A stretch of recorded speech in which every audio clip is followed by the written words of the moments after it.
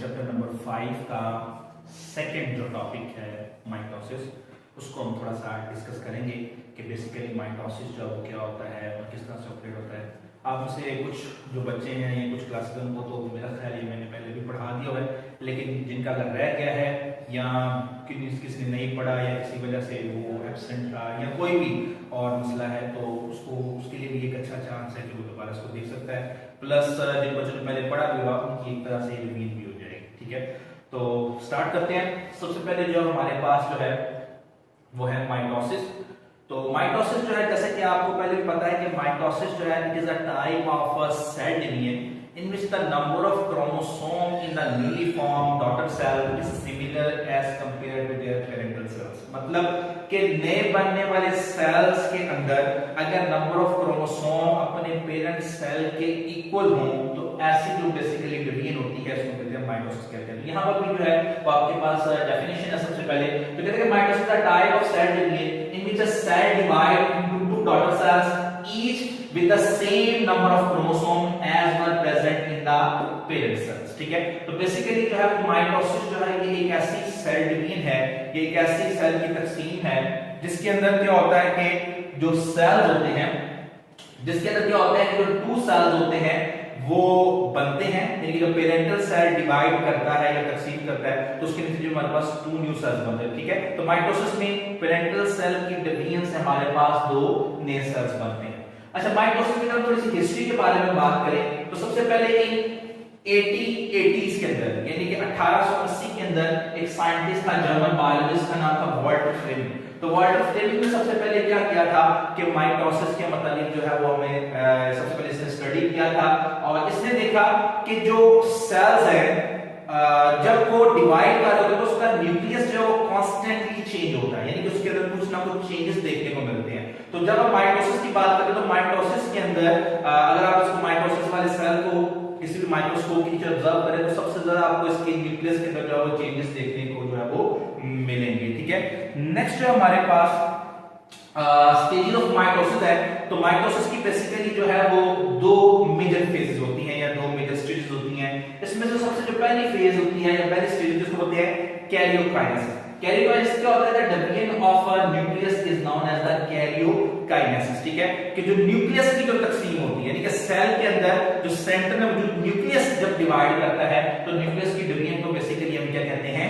Karyokinesis कहते हैं। इसके साथ जो सेकंड है the division of cytoplasm is known as the cytokinesis. और साइटोप्लाज्म की जो तकसीम है, साइटोप्लाज्म की जो डिवीजन होती है उसको कहते हैं साइटोकाइनेसिस कहते हैं। तो बेसिकली अगर आप बात करें जो सेल होता है इसकी दो जो है वो मेजर फेज है, एक कैरियोकाइनेसिस है और दूसरी कौन सी है?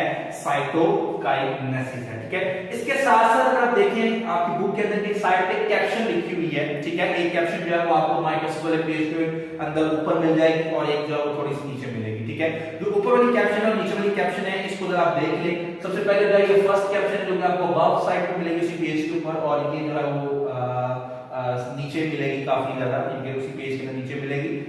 इन दोनों कैप्शन को यहाँ पर इकट्ठा लिखने का मकसद ये था कि बेसिकली ऊपर वाली कैप्शन जो है वो ऑलमोस्ट क्वेश्चन बनता है और नीचे वाली कैप्शन जो है उस पेज की नीचे वाली साइड की कैप्शन है वो तकरीबन इसी का आंसर बनता है, इसलिए मैंने दोनों कैप्शन को यहाँ पर इकट्ठा करके जो लिख दिया है। बेसिकली ये भी जो है वो कैप्शन भी नहीं छोड़नी हमने, क्योंकि ये भी पेपर पार्ट है दूसरे इंपॉर्टेंट और अक्सर शॉर्ट क्वेश्चन के अंदर जो काफी ज्यादा ये इनमें से शॉर्ट क्वेश्चन भी याद होते हैं, एमसीक्यू भी याद होता है। अच्छा, अगर आप बात करते हैं कैप्शन की तो कहते हैं कि mitosis occur only in the eukaryotic cell. In the multicellular organism, the somatic cell undergo mitosis. Prokaryotic cell undergo a process similar to mitosis called a binary fission. They do not undergo proper mitosis. Why? अगर आप बात करते हैं eukaryotic cell की तो eukaryotic cell जितने भी होते हैं उन तमाम के अंदर माइटोसिस का फिनोमेना देखने को हमें मिलता है।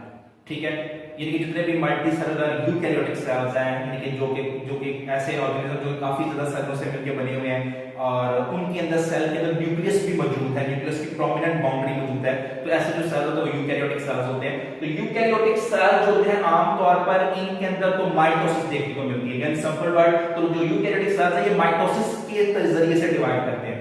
लेकिन तो अगर आप बात करें प्रोकैरियोटिक सेल्स की तो प्रोकैरियोटिक सेल्स के अंदर जो फिनोमेना है वो माइटोसिस की तरह ही होता है, लेकिन प्रोकैरियोटिक सेल भी डिवाइड करते हैं और काफी हद तक उनका जो फिनोमेना होता है डिवीजन का वो मिलता जुलता है प्रोकैरियोटिक सेल से, लेकिन फिर भी प्रोकैरियोटिक सेल की जो डिवीजन है इसको माइटोसिस नहीं कहते, बल्कि हम इसको क्या कहते हैं, बाइनरी फिशन। बाइनरी फिशन का मतलब क्या होता है कि दो में डिवाइड हो जाना, कि कोई भी ऑर्गेनिज्म अगर दो में या दो ऑर्गेनिज्म में डिवाइड हो जाए तो इस फिनोमेना कहते हैं बाइनरी फिशन कहते हैं, स्प्लिट इनटू टू। ठीक है, तो अगर कोई भी ऑर्गेनिज्म जो है वो दो हिस्सों में डिवाइड हो जाता है तो ये फिनोमेना क्या कहलाता है, आपके पास बाइनरी फिशन कहलाता है। ठीक है, तो यहां पर क्वेश्चन ये करता है कि यूकैरियोटिक सेल में तो बेसिकली क्या होती है, माइटोसिस होती है, और जो प्रोकैरियोटिक सेल है इनमें भी डिवीजन होती है और वो डिवीजन काफी हद तक सिमिलर होती है माइटोसिस की, और उसको हम कहते हैं बाइनरी फिशन। लेकिन क्वेश्चन ये पैदा होता है कि हम उस बाइनरी फिशन को माइटोसिस ही क्यों नहीं कहते? क्या वजह है कि प्रोकैरियोटिक सेल में होने वाली बाइनरी फिशन यूकैरियोटिक सेल में होने वाली माइटोसिस से सिमिलर तो है, पर वो माइटोसिस नहीं हम उसको कहते हैं। उसी का आंसर नीचे वाली कैप्शन में लिखा हुआ है, उसके दो बेसिक रीजंस हैं, यानी कि दो वजूहात की बिना पे हम प्रोकैरियोटिक सेल के अंदर जो डिवीजन होती है उसको माइटोसिस कंसीडर नहीं करते हैं। नंबर 1 है कि prokaryote do not have a proper nucleus and do not form spindle fibre during division.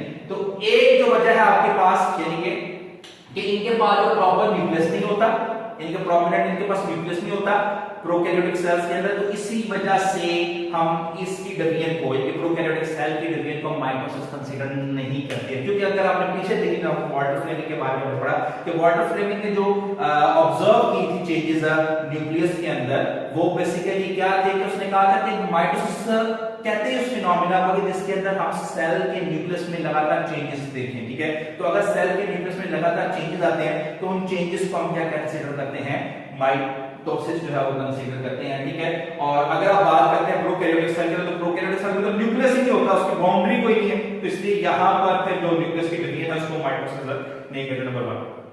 Second point आपके पास कि इस डिवीजन के दौरान, ये जो प्रोकैरियोटिक की डिवीजन है इसके अंदर क्या होती है कि स्पिंडल फाइबर नहीं बनते हैं। ठीक है, तो जैसे स्पिंडल फाइबर जो माइटोसिस के अंदर बनते हैं, वैसे स्पिंडल फाइबर जो मियोसिस के अंदर देखने को नहीं मिलते, इसी वजह से जो है वो हम जो डिवीजन होती है प्रोकैरियोटिक सेल की उसको माइटोसिस कंसीडर नहीं करते हैं।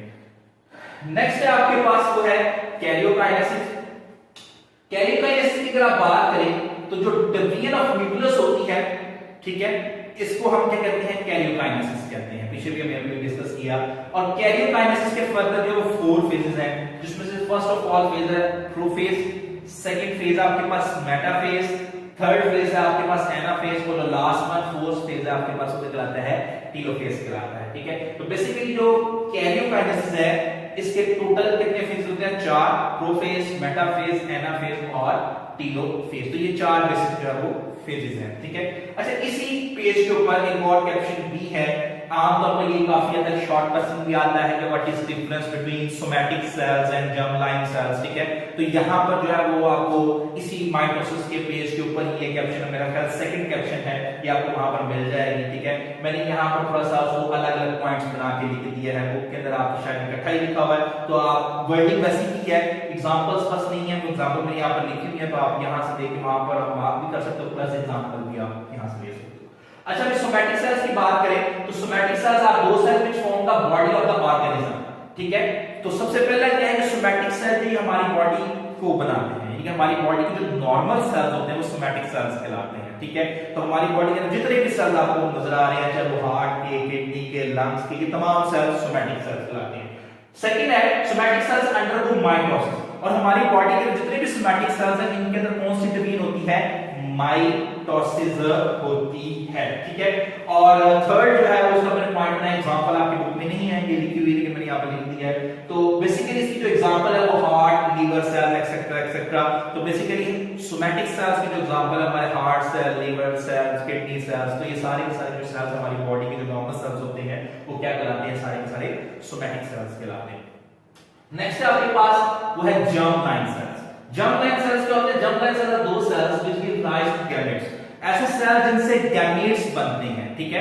तो ऐसे सेल्स को हम जर्म लाइन सेल्स कहते हैं, ठीक है। तो जर्म लाइन सेल्स हमारी बॉडी के नॉर्मल सेल्स की तरह नहीं होते हैं, बल्कि ये हमारी बॉडी के अंदर गैमीट्स वगैरह मतलब स्पर्म और एग्स वगैरह से वो उनकी प्रोडक्शन करते हैं, ठीक है।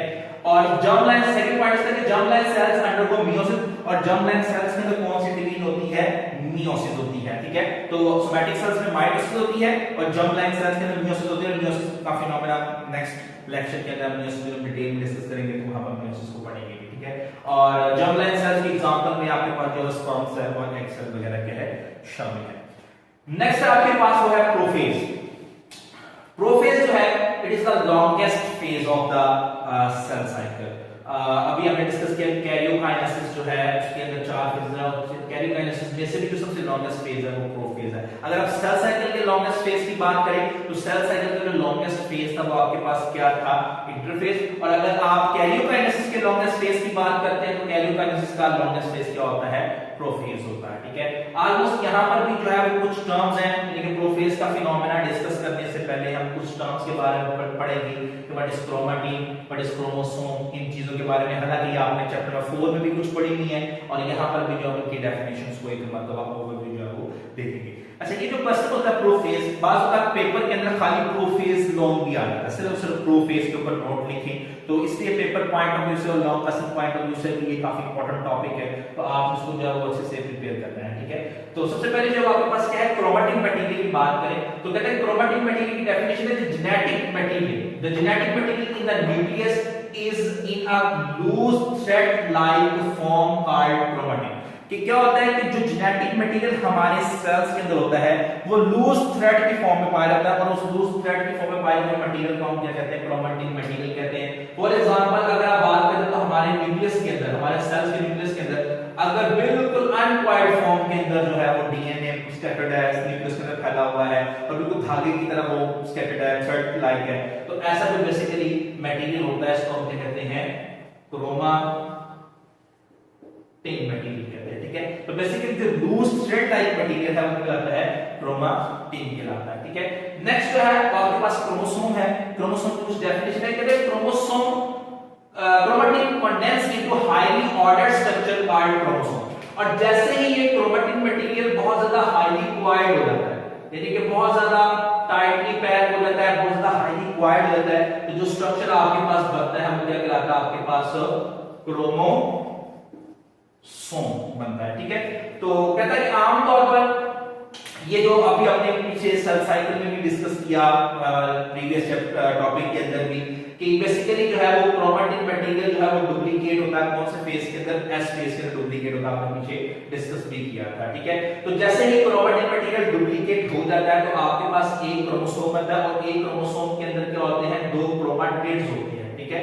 और इन क्रोमैटिड्स को हम कहते हैं सिस्टर क्रोमैटिड कहते हैं। अगर आप यहां पर भी देखते हैं, हम डायग्राम में आपके पास बना हुआ है कि आपके पास जो है वो एक क्रोमोसोम है पूरे का पूरा, और एक क्रोमोसोम के अंदर 2 क्रोमैटिड्स हैं, यानी कि एक ये वाला और एक ये वाला क्रोमैटिड, ठीक है। और ये दोनों क्रोमैटिड मिलकर आपस में क्या बनाते हैं, सिस्टर क्रोमैटिड बनाते हैं, ठीक है। तो ये दोनों क्रोमोसोम मिलकर सिस्टर क्रोमैटिड बनाते हैं, और इन दोनों क्रोमोसोम सेंटर में एक ही पोजीशन से अटैच होते हैं, और उस पोजीशन को बेसिकली हम क्या कहते हैं, सेंट्रोमियर, ठीक है। तो बेसिकली जो सिस्टर क्रोमैटिड्स है वो सेंटर में एक ही पोजीशन से अटैच होते हैं, और इस पोजीशन को बेसिकली हम क्या कहते हैं, सेंट्रोमियर कहते हैं, ठीक है। तो क्रोमोसोम बेसिकली होता क्या है, क्रोमोसोम जो एक बेसिकली हाईली कंडेंस्ड स्ट्रक्चर है जो कि क्रोमैटिन मटेरियल की कंडेंसेशन से बनता है। जब क्रोमैटिन मटेरियल कंडेंस होता है तो उससे क्या बनता है, आपके पास क्रोमोसोम बनता है, और एक क्रोमोसोम के कितने क्रोमैटिड्स होते हैं, 2 क्रोमैटिड्स होते हैं, और वो सेम पॉइंट से अटैच होते हैं, सेम पॉइंट को हम क्या कहते हैं, सेंट्रोमियर कहते हैं, ठीक है। तो इसको देखते हैं, कहते हैं कि chromatin condense in the highly ordered structure called chromosome since the genetic material has already been duplicated earlier in the S phase. Each chromosome is made up of 2 sister chromatids bounded together at the same centromere. Each chromosome also has a kinetochore at centromere. ठीक है, तो जैसे मैंने पहले बताया कि आपके पास क्या होता है कि क्रोमोसोम जो है हाईली कंडेंस्ड यानी क्वाइट स्ट्रक्चर है, उसके साथ उसके 2 क्रोमैटिड्स होते हैं और वो सेम सेंट्रोमियर के साथ अटैच होते हैं। एक और बात कि क्रोमोसोम के सेंट्रोमियर के ऊपर एक खास किस्म की प्रोटीन होती है जहां पर आप स्पिंडल फाइबर अटैच करते हैं, ठीक है। तो इस प्रोटीन को बेसिकली हम क्या कहते हैं, काइनेटोकोर काइनेटोकोर प्रोटीन कहते हैं, ठीक है। तो काइनेटोकोर प्रोटीन बेसिकली क्या होती है, ये सेंट्रोमियर के ऊपर एक खास किस्म की प्रोटीन होती है जहां पर स्पिंडल फाइबर्स आके अटैच करते हैं, इस प्रोटीन को हम काइनेटोकोर प्रोटीन भी कहते हैं, ठीक है। अब काइनेटोकोर प्रोटीन की डेफिनेशन भी है, यहां पर लिखी हुई है, बुक में भी है। कहते हैं kinetochore is a complex protein structure that is the point where spindle fibre attach. तो काइनेटोकोर क्या है, ये एक कॉम्प्लेक्स किस्म की प्रोटीन है और ये सेंट्रोमियर के ऊपर होती है और यही वो जगह है जहां पर आगे क्या चलते हैं, स्पिंडल फाइबर जो अटैच होते हैं किसके साथ, क्रोमोसोम्स के साथ अटैच होते हैं, ठीक है। नेक्स्ट है आपके पास जो स्लाइड है वो है प्रोफेज। अच्छा भी अब प्रोफेज की अभी कंटिन्यूटी है टॉपिक की। तो प्रोफेज का जो फर्स्ट पॉइंट है ऊपर वाली कुछ टर्म्स थी जैसा कि क्रोमोसोम, क्रोमेटिन और काइनेटोकोर वगैरह। अब ये कुछ के स्टेप्स हैं, इसको हम डिस्कस करेंगे। सबसे पहला स्टेप कहते हैं there are two centrioles collectively called as a centrosome closest to the nucleus. Each centriole duplicate and thus two daughter centromeres are formed. Both centromere migrate to the opposite pole of the cell. मतलब कि basically ये जो phase होता है prophase, इसके अंदर क्या होता है कि दो सेंट्रोसोम्स होते हैं, ठीक है। अब ये दो सेंट्रोसोम्स हैं, ठीक है। अगर आप ये सेल साइकिल को देखें, ठीक है, तो ये सेल साइकिल है आपके पास। तो इस सेल साइकिल के बेसिकली जो इंटरफेज के बाद की प्रोफेज होती है, इस फेज में शुरुआत में क्या होते हैं कि आपके पास दो सेंट्रोसोम्स होते हैं और ये जो सेंट्रोसोम है बेसिकली कहां पर प्रेजेंट होते हैं, न्यूक्लियस के पास प्रेजेंट होते हैं, ठीक है। जैसे ये सेंट्रोसोम डिवाइड करते हैं, सेंट्रियोल डिवाइड करते हैं और ये सेंट्रियोल फिर क्या करते हैं, अपने अपने रिस्पेक्टिव पोल की तरफ आहिस्ता आहिस्ता जो माइग्रेट होना शुरू करते हैं, ठीक है। तो शुरुआत के अंदर क्या होता है कि आपके पास सबसे पहला जो पॉइंट है प्रोफेज का, उसमें क्या होता है कि सेंट्रियोल्स जो कि न्यूक्लियस के पास होते हैं वो डिवाइड करते हैं और अपने अपने रिस्पेक्टिव पोल्स की तरफ या अपने अपने किनारों की तरफ जो है माइग्रेट करना शुरू कर देते हैं, ठीक है। नेक्स्ट आते हैं अपने टॉपिक की तरफ। नेक्स्ट आपके पास कहते हैं here they give rise the microtubule by joining tubulin protein present in the cytoplasm. The microtubule thus form are called spindle fibers, ठीक है। कहता है कि आमतौर पर जो सेकंड पॉइंट से कहता है कि बेसिकली जो स्पिंडल इनके स्पिंडल फाइबर्स बनते हैं, ये स्पिंडल फाइबर जो है वो कौन सी प्रोटीन के ज्वाइन करने से बनते हैं, उसको कहते हैं ट्यूबुलिन प्रोटीन। जब ट्यूबुलिन प्रोटीन ज्वाइन करती है सेंट्रियोल्स के साथ तो वहां पर एक खास किस्म के स्ट्रक्चर, थ्रेड लाइक स्ट्रक्चर बनते हैं। उन थ्रेड लाइक स्ट्रक्चर को कहते हैं हम स्पिंडल फाइबर कहते हैं। और ये जो ट्यूबुलिन प्रोटीन है ये बेसिकली कहां पर प्रेजेंट होती है, सेल के साइटोप्लाज्म के अंदर ही प्रेजेंट होती है। थर्ड पॉइंट है the set of spindle fibre is known as the mitotic spindle, ठीक है। इनके जो कंप्लीट सेट होता है स्पिंडल फाइबर का, इसको हम कहते हैं माइटोटिक स्पिंडल कहते हैं। फॉर एग्जांपल ये आपके पास क्या है कि एक सेल है, ठीक है, और इस सेल्स के अंदर, इस सेल के अंदर बेसिकली ये क्या है, क्रोमोसोम है, ठीक है। और सेंट्रियोल से क्या लाए होते हैं, स्पिंडल फाइबर्स, ठीक है। वो स्पिंडल फाइबर्स जो कि डायरेक्ट क्रोमोसोम के साथ अटैच हो, इन स्पिंडल फाइबर्स को हम क्या कहते हैं, kinetochore spindle fibre, kinetochore spindle fibres. और वो स्पिंडल फाइबर जो कि ऑपोजिट साइड के स्पिंडल फाइबर से अटैच है, ठीक है। तो ऐसे स्पिंडल फाइबर्स क्या कहलाते हैं आपके पास, नॉन काइनेटोकोर स्पिंडल फाइबर, ठीक है। तो दो तरह के स्पिंडल फाइबर्स होते हैं, एक है काइनेटोकोर स्पिंडल फाइबर और दूसरा स्पिंडल फाइबर होता है कहलाता है नॉन काइनेटोकोर स्पिंडल फाइबर। और ये दोनों यानी कि kinetochore spindle fibre plus non kinetochore spindle fibre, ये दोनों मिलकर आपके पास क्या बनाते हैं, माइटोटिक स्पिंडल बनाते हैं, ठीक है। तो बेसिकली दो तरह के स्पिंडल फाइबर्स हैं, काइनेटोकोर स्पिंडल फाइबर और नॉन काइनेटोकोर स्पिंडल फाइबर। और ये दोनों स्पिंडल फाइबर्स आपस में जब अटैच होते हैं तो आपके पास जो स्पिंडल फाइबर बनता है या सेट ऑफ स्पिंडल फाइबर बनता है उसको कहते हैं माइटोटिक स्पिंडल कहते हैं। अच्छा, फोर्थ पॉइंट है by this time the nucleolus and nuclear envelope also degraded or disappear and spindle fibers have invaded the central space, ठीक है। तो आमतौर पर क्या होता है कि प्रोफेज के अंदर जो न्यूक्लियस के बाहर की बाउंड्री जो होती है वो भी आहिस्ता से क्या होती है, डिसइंटीग्रेट हो जाती है, खत्म हो जाती है। और स्पिंडल फाइबर्स जो है वो भी मूव करके जो है किसकी तरफ आते हैं, इनके सेंट्रल पोजीशन की तरफ, क्योंकि न्यूक्लियस तो खत्म हो गया, न्यूक्लियर मेल तो खत्म हो गया, तो फिर स्पिंडल फाइबर्स मूव करते हैं उन क्रोमोसोम्स की तरफ जो कि सेंटर के अंदर, सेल के सेंटर में प्रेजेंट है।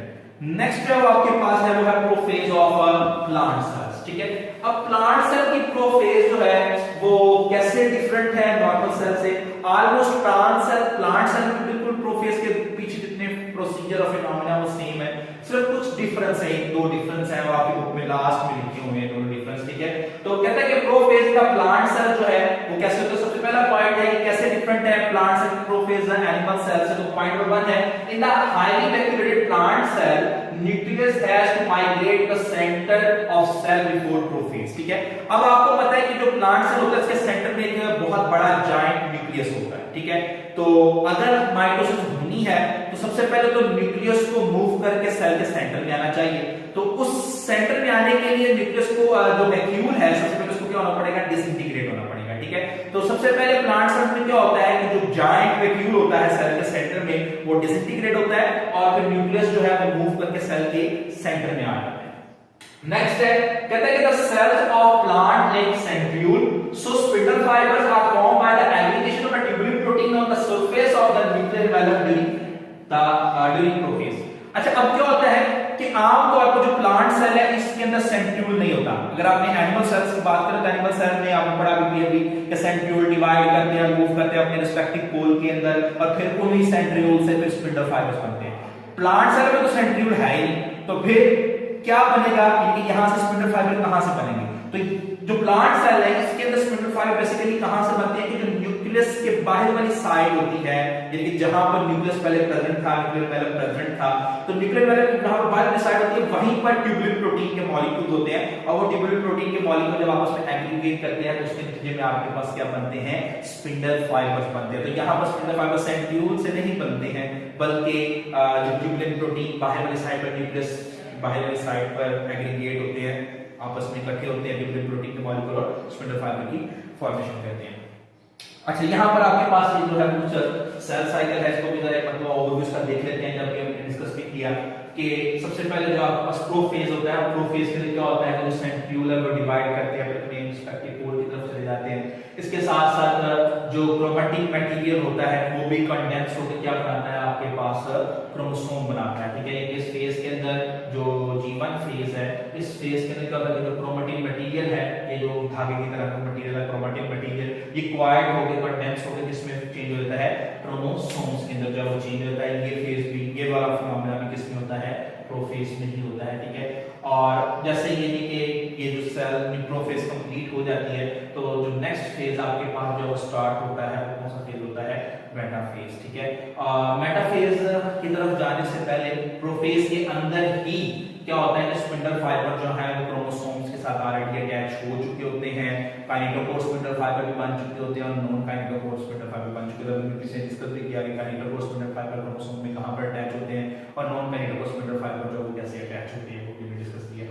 तो बेसिकली क्या है, जैसे प्रोफेज कंप्लीट होता है आपके पास जो है वो एम फेज होता है और एम फेज के अंदर तमाम क्रोमोसोम एक ही इक्वेटर के ऊपर आके क्या होते हैं? अरेंज हो जाते हैं, ठीक है। इक्वेटर बोलते हैं सेल का जो सेंटर पोजीशन है, ठीक है, उसको हम इक्वेटर बोलते हैं। ये बेसिकली कोई स्ट्रक्चर तो नहीं है बल्कि बस एक इमेजिनरी प्लेन होती है सेल के सेंटर के अंदर, ठीक है। तो सारे के सारे क्रोमोसोम एम फेज के अंदर हम क्या करते हैं, यानी कि सॉरी मेटाफेज के अंदर क्या करते हैं कि सेल के अंदर क्रोमोसोम सेंटर के अंदर आके क्या होते हैं? अरेंज हो जाते हैं, ठीक है। नेक्स्ट जो फेज होता है आपके पास एनाफेज होता है। एनाफेज के अंदर क्या होता है कि दोनों साइड पे स्पिंडल फाइबर कॉन्ट्रैक्ट करेंगे, साइड पे स्पिंडल फाइबर भी कॉन्ट्रैक्ट करेंगे, साइड पे स्पिंडल फाइबर भी कॉन्ट्रैक्ट करेंगे। स्पिंडल फाइबर की कॉन्ट्रैक्शन की वजह से पुलिंग फोर्स पड़ेगी इसके ऊपर, क्रोमोसोम्स के ऊपर। और क्रोमोसोम्स आपको पता है कि एक तो क्रोमोसोम के कितने सिस्टर क्रोमैटिड्स होते हैं? 2 सिस्टर क्रोमैटिड्स होते हैं। तो जैसे ही दोनों साइडों के स्पिंडल फाइबर्स कॉन्ट्रैक्ट करेंगे अपने अपने पोल्स की तरफ, तो जो क्रोमोसोम होगा वो सेंटर में से स्प्लिट कर देगा, सेंटर से स्प्लिट कर देगा, सेंटर में से स्प्लिट करेगा और स्प्लिट करने के बाद आधे क्रोमैटिड सेल की एक साइड में और आधे क्रोमैटिड सेल के दूसरी साइड में मूव करेंगे। और ये फिनोमेना कहां पर होता है? एनाफेज के अंदर। नेक्स्ट जो आपके पास मिलता है टीलोफेज। टीलोफेज क्या होता है कि जैसे जैसे यानी कि क्रोमोसोम अपने अपने रिस्पेक्टिव पोल की तरफ चलेंगे, मतलब आधे क्रोमोसोम यहाँ पर रिस्पेक्टिव पोल के पास आ गया, आधे क्रोमोसोम यहाँ पर रिस्पेक्टिव पोल के पास आ गए, तो इन दोनों के दोनों क्रोमैटिड्स के क्रोमोसोम के इर्द गिर्द आपको क्या होगा कि न्यूक्लियर एनवेलप दोबारा बनना शुरू हो जाएगा, ठीक है। और ऑलमोस्ट जो टीलोफेज होता है ये रिवर्स ही होता है प्रोफेज का। जैसे आपने प्रोफेज में पढ़ा था कि न्यूक्लियर एनवेलप खत्म हो जाता है, डिसअपीयर हो जाता है, तो यहाँ पर न्यूक्लियर एनवेलप दोबारा से बन जाता है। प्रोफेज के अंदर न्यूक्लियोलाइड डिसअपीयर हो जाता है, यहाँ पर न्यूक्लियोलाइड दोबारा से रीअपीयर हो जाता है। वहां पर आपने पढ़ा कि क्रोमोसोम अनकॉइल होकर क्या बनाते हैं, क्रोमेटिन मटेरियल कॉइल होने के बाद क्या बनाते हैं, क्रोमोसोम। यहाँ पर जो क्रोमेटिन मटेरियल है वो अनकॉइल होकर फिर से क्या बनाते हैं, क्रोमेटिन। ठीक है, तो जो टेलोफेज होता है इसके अंदर जो क्रोमोसोम्स होते हैं वो अनकॉइल होते हैं और फिर से क्रोमेटिन बना लेते हैं। प्रोफेज के अंदर जो क्रोमेटिन मटेरियल होता है वो कॉइल होकर क्रोमोसोम बनाता है। और जैसे ही टेलोफेज कंप्लीट होता है तो आपके पास नेक्स्ट फेज जो कि cytokinesis and division of cytoplasm है वो स्टार्ट हो जाती है। अच्छा, नेक्स्ट स्लाइड की तरफ चलते हैं हम। यहां पर थोड़ी सी नेक्स्ट डेफिनेशन है मेटाफेज, सेकंड स्टेप है मेटाफेज। तो मेटाफेज की अगर बात करें तो मेटाफेज में हमने डिस्कस किया है कि काइनेटोकोर और नॉन काइनेटोकोर स्पिंडल फाइबर्स होते हैं। पीछे भी हमने पढ़ा कि kinetochore spindle fibres Oval spindle fibres होते हैं जो कि क्रोमोसोम के ऊपर मौजूद काइनेटोकोर प्रोटीन के साथ आके अटैच होते हैं। और नॉन काइनेटोकोर स्पिंडल फाइबर कौन से होते हैं, जो कि ऑपोजिट साइड के स्पिंडल फाइबर्स के साथ आके अटैच होते हैं। जैसे कि अभी आपने थोड़ा सा पीछे डिस्कस भी मैंने किया, दोबारा से देख लें कि आपके पास यानी कि फॉर एग्जांपल ये क्रोमोसोम है, तो अगर क्रोमोसोम के साथ स्पिंडल फाइबर अटैच होंगे तो ये काइनेटोकोर स्पिंडल फाइबर है। लेकिन अगर ऑपोजिट साइड के स्पिंडल फाइबर्स के साथ जाके अटैच हो जाएंगे, ठीक है, तो ये जो स्पिंडल फाइबर्स होते हैं वो कहलाते हैं नॉन काइनेटोकोर स्पिंडल फाइबर्स कहलाते हैं। ठीक है, तो काइनेटोकोर स्पिंडल फाइबर की डेफिनेशन है when the spindle fibres have grown to the sufficient length some spindle fibers known as the kinetochore fibers attached to the kinetochore of the chromosome। ठीक है, तो डेफिनेशन आप बुक में भी लिखी हुई है, उसको मार्क कर लें, वहां पर हेडिंग कर दे सकते हैं। तो kinetochore spindle fiber जो है ये बेसिकली क्या होते हैं, इनकी लेंथ सफिशिएंट होती है और ये जाके अटैच कर देते हैं किसके साथ, kinetochore प्रोटीन के साथ। kinetochore प्रोटीन किसके ऊपर प्रेजेंट होती है, ऑन द क्रोमोसोम के सेंट्रोमियर के ऊपर। ठीक है, next non kinetochore spindle fiber। और नॉन kinetochore spindle fiber क्या होते हैं, two kinetochore fibers two non-kinetochore fibers from the opposite pole attached with each other. A number of other fibers are non-kinetochore from the opposite centromere attached with each other। ठीक है, तो basically क्या होता है कि दोनों opposite side के spindle fibres है वो आपस में आके अटैच हो जाते हैं, क्रोमोसोम के साथ या सेंट्रोमियर के साथ अटैच नहीं होते हैं। तो ऐसे स्पिंडल फाइबर्स वो non-kinetochore स्पिंडल फाइबर है। और लास्ट में जो है वो आपके पास इसी के अंदर जो टॉपिक है यानी इसकी जो लाइन है वो मेटाफेज प्लेट, जो कि मेटाफेज का एक स्टेप है। तो मेटाफेज प्लेट क्या होती है, chromosome arrange themselves along the equator of the cell forming a metaphase plate. जैसे कि अभी हमने पीछे भी डिस्कस किया कि सेल तमाम के तमाम सेल कहां पर अरेंज होते हैं, मेटाफेज में इक्वेटर के ऊपर अरेंज होते हैं। ठीक है, और ये जो इक्वेटर के ऊपर अरेंज होना है ये बेसिकली क्या कहलाता है, सेल का मेटाफेज स्टेप कहलाता है। नेक्स्ट आपके पास एनाफेज। एनाफेज की बात करें तो एनाफेज में जो फर्स्ट पॉइंट है, कहते हैं कि when a kinetochore spindle fiber connect with the kinetochore of the chromosome it start pull towards the originating centromere।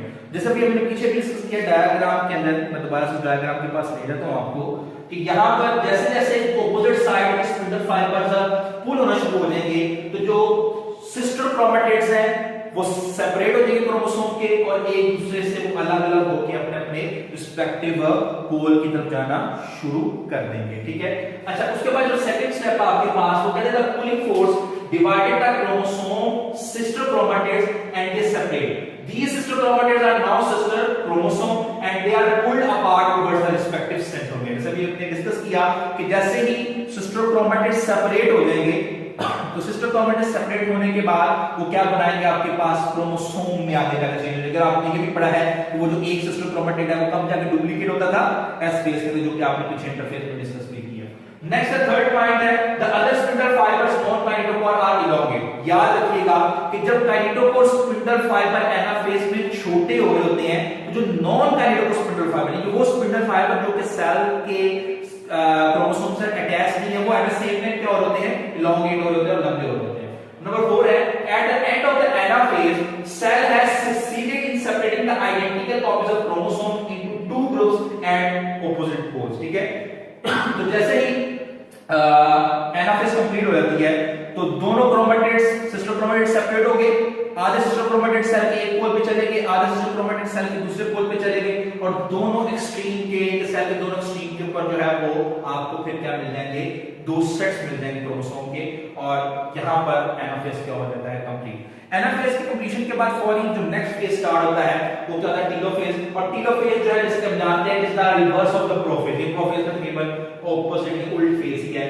इस फेज के लिए क्या होता है कि आज new nuclear envelope form around each set of the separate chromosome, both set of the chromosome now surrounded by new nuclear envelope unfold back into the chromatin। अब होता क्या है इस फेज का सेकंड पॉइंट क्या कहता है कि बेसिकली जो क्रोमोसोम होते हैं जो कि अपने पोल के पास चले गए हैं, एक क्रोमोसोम का सेट एक पोल पे चला गया, दूसरे क्रोमोसोम का सेट दूसरे पोल पे चला गया, तो दोनों क्रोमोसोम के सेट्स के बीच क्या बनाती है, न्यूक्लियर एनवेलप रिपेयर हो जाता है, जो कि प्रोफेज में डिसअपीयर हो गया था। नेक्स्ट क्या होता है कि यहाँ पर जो क्रोमेटिन मटेरियल है वो अनक्वायर्ड या अनफोल्ड होके, क्योंकि जो क्रोमोसोम है वो अनक्वायर्ड या अनफोल्ड होके क्या बनाता है, क्रोमेटिन मटेरियल बना देता है। तो थर्ड पॉइंट है इसका कि nuclear division is completed but our division has yet one more step to complete. यहाँ पर इस टेलोफेज तक न्यूक्लियस तो कंप्लीट डिवाइड हो गया, यानी कि कैरियोकाइनेसिस कंप्लीट हो गई है, लेकिन अभी तक सेल सेपरेट नहीं हुआ। तो द सेल के सेपरेशन के लिए जरूरी है कि उसका साइटोप्लाज्म भी डिवाइड करे, मतलब कि साइटोकाइनेसिस भी हो। अब हम साइटोकाइनेसिस के बारे में देखते हैं कि साइटोकाइनेसिस बेसिकली होता क्या है। तो साइटोकाइनेसिस जो है बेसिकली क्या है, डिवीजन ऑफ साइटोप्लाज्म है, ठीक है। तो जो साइटोप्लाज्म की डिवीजन होती है उसको कहते हैं साइटोकाइनेसिस, ठीक है। आपकी बुक के अंदर दो ऑर्गेनिजम्स की अलग-अलग लिखी हुई है साइटोकाइनेसिस। जो फर्स्ट सेक्शन है अगर आप देखें साइटोकाइनेसिस का, जो पूरा सेक्शन है माइटोसिस की साइटोकाइनेसिस का, वो बेसिकली जो है वो साइटोकाइनेसिस इन एनिमल सेल, और जो सेकंड सेक्शन है वो साइटोकाइनेसिस इन प्लांट सेल। दोनों को मतलब देखेंगे आप, पॉइंट्स भी बना सकते हैं, आपको ऊपर की तकरीबन बैठ जाएंगे यहाँ पर।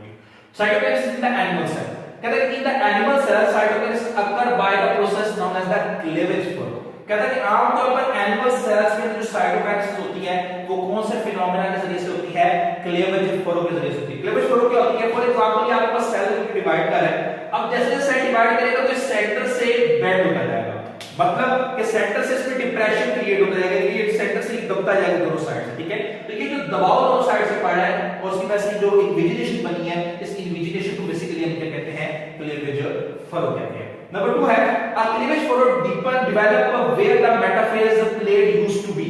और ये वहीं पर क्लीवेज फरो बनती है जहां पर पीछे मेटाफेज प्लेट बनी थी, जैसे कि आपने मेटाफेज के अंदर डिस्कस किया, जहां पर इक्वेटर के ऊपर क्रोमोसोम अरेंज हुए थे, ये वाली जो क्लीवेज फरो है ये भी वहीं से ही बनना स्टार्ट होती है। नंबर 3 है द फरो डीपन्स, फरो आपस आहिस्ता अंदर की तरफ धंसती जाती है, and evenly pinches the two cell the parent cells into two daughter cells, ठीक है। तो कहते हैं कि the cleavage furrow deepens and evenly pinches the parent cell into two daughter cells. तो ये क्लीवेज फरो आहिस्ता अंदर की तरफ धंसती जाएगी और दो जो डॉटर सेल्स है वो एक दूसरे के और अलग हो जाएंगे, जैसे कि आप यहां पर डायग्राम में देख सकते हैं। नेक्स्ट जो आपके पास है वो है साइटोकाइनेसिस है। साइटोकाइनेसिस बेसिकली क्या होती है, डिवीजन ऑफ साइटोप्लाज्म को कहते हैं, ठीक है, जैसे हमने पीछे डिस्कस किया। और यहां पर डिस्कस करेंगे साइटोकाइनेसिस इन द प्लांट, ठीक है। तो फर्स्ट सेक्शन था वो एनिमल सेल में साइटोकाइनेसिस कैसे होती है, और सेकंड जो सेक्शन है वो क्या आपके पास प्लांट सेल्स में साइटोकाइनेसिस कैसे होती है। तो इसका फर्स्ट पॉइंट देखिए, cytokinesis in the plant cell occur differently. Vesicles drive on the Golgi apparatus move to the middle of the cell and fuse to form a membrane-bounded disc called cell plate or phragmoblast, ठीक है। अब होता क्या है, आप यहाँ पर diagram में देखें तो यहाँ पर आपको पिंक कलर, ये थोड़ा सा ये पिंक कलर के साथ ये ब्लैक कलर के डॉट्स भी नजर आ रहे होंगे। ये बेसिकली क्या है, Golgi vesicles है, यानी Golgi apparatus से ड्राइव होने वाले एक स्ट्रक्चर्स है। और जैसे जैसे Golgi vesicles सेल के सेंटर में आकर फ्यूज